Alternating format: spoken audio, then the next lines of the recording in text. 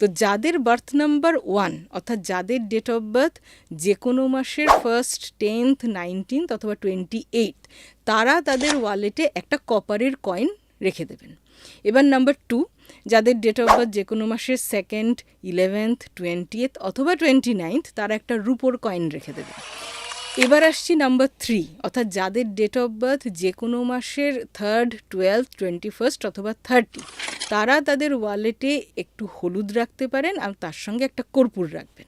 এবার আসছি নাম্বার 4, যাদের ডেট অফ বার্থ যে কোনো মাসের 4th 13th 22nd অথবা 31st তারা রাখবেন পেন্সিলের লিড। আলাদা করে দেখবেন এখন লিড কিনতে পাওয়া যায়, একটা দুটো লিড আপনি আপনার ওয়ালেটে রেখে দেবেন।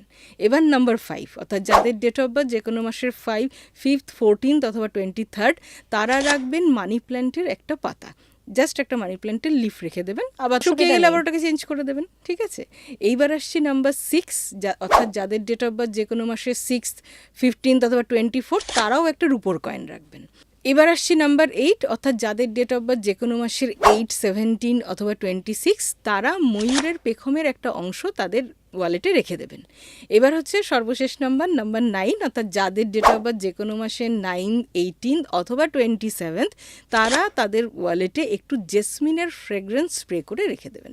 তো মাঝে মাঝে এটা করবেন, এটা করার একটাই কারণ যে আপনার মানি ওয়ালেটের এনার্জিটাকে আপনি ভালো করছেন, যাতে সেখানে আরও মানি আসে, আননেসেসারি খরচ যাতে কমে।